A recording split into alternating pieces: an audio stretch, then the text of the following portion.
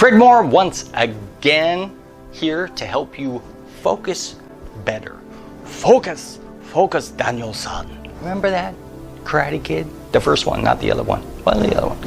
Focus. When you focus on things, guess what? You're going to remember them better because you're focused on them. You're giving them your attention. And often that's why we forget things. How many times have you glanced at your watch to see if you're going to be late? And at that moment, like 10 seconds later, somebody asks you, oh, what time? What time is it? Because they saw you just looked at your watch. And you can't tell them what time it is unless you look at your watch again. Because you weren't really focused on the actual time. What you were focused on is, am I going to be late? It's 9:58 right now. That's what time it is on my watch, 9:58. Well, I have to leave at 10:15. I think, am I going to be late? I glance at my watch. It's not 10:15. I know that I'm not going to be late. I don't worry about it. I was focused on one thing, but not the actual time. I was focused on, is it 10:15? Not what time is it?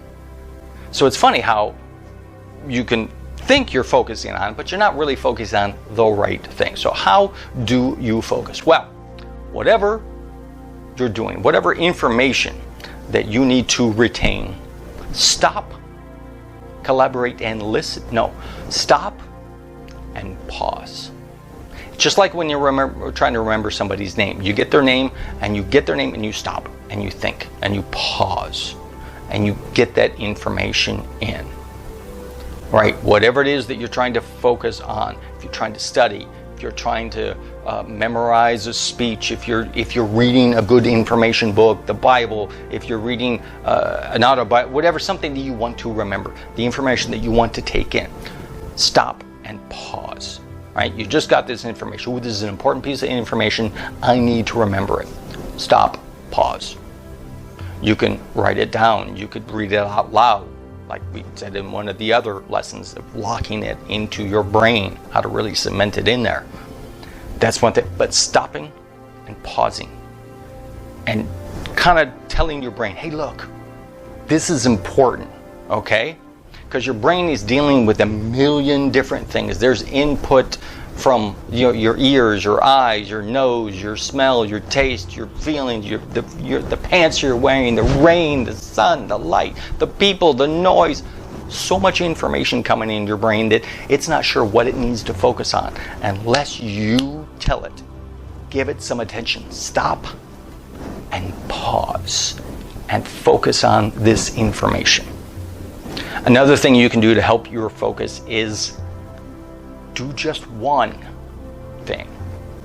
We are so programmed that we need to be efficient. We need to do things, so many things, right? We need to multitask. That's the big multitask. We need to multitask. Now, multitasking it works and it doesn't work. It depends on what you're doing.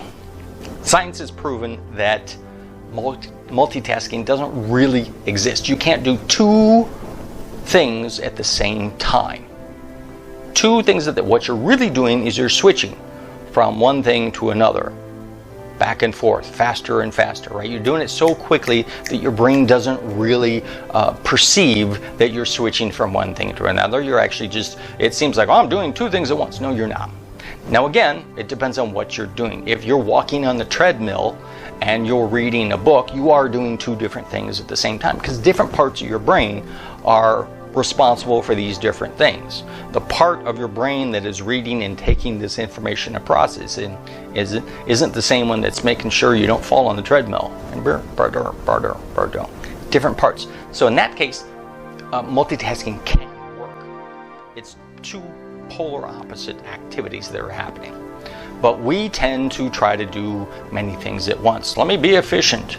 And what really happens is the quality of the work that you're doing on these two or three things diminishes, and it ends up taking 3 or 4 times longer to get all these things done than if you just focused on one thing. I do this all the time. I will focus on one activity and that's it, whether it's prospecting or editing videos or whatever, and I'll set a timer and this timer goes off, and once it's done, all right, good, now I can move on to other things. But I'm just focused on one single thing. One thing and one thing only. That way all my focus is in there. I'm going to remember it better. I'm going to be able to recall it later on. It's going to be locked in there. Do only one thing. Another thing that you can do is try to limit your distractions. Right? When you're focusing on this thing, when you're trying to concentrate, when you're trying to study, try to limit your distractions. That may mean closing the door, turning your phone off, silencing all the notifications on your devices and computers and things like that. Don't answer the phone unless it's an emergency. But limit your distractions, right? Put a do not disturb sign on your door, and that way you can focus better and get better quality work done and better recall of what you're trying to remember. I'm kind of going off on to see, one of the things I speak about is productivity and doing so much more. And so I kind of tend to go into that. You can do it. Right, so forgive me. It's all about recall. We're all about focus. When you focus, you're going to remember things easier. Now, caffeine can help. Just don't go nuts. All right? Don't go crazy. Don't go nuts. A little caffeine, give you a little jolt, you're good to go. Now, if medically, clinically, you're not allowed to have caffeine, I said it like the French way, caffeine. If you're not allowed to have it, don't do it. Don't say, well, Fred said I should have this coffee, this urn of coffee in the morning. No. Limit the caffeine if you need to, but it can help you focus. Also, it helps if you have some sort of auditory input. There's a thing that I like to just put on and play in the background. It's called binaural beats, and you can find it on YouTube. I found a YouTube video that's just this binaural beats, and it's just sort of ambient, calming music. And I'll put that on when I'm working, when I'm trying to focus on one particular thing. I'll have that music playing in the background.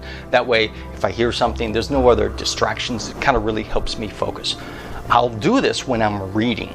If I'm reading an important book that has information that I want, not a fiction book, something that's like a business book or even the Bible, like I said earlier, just something important, information that you want to retain and use.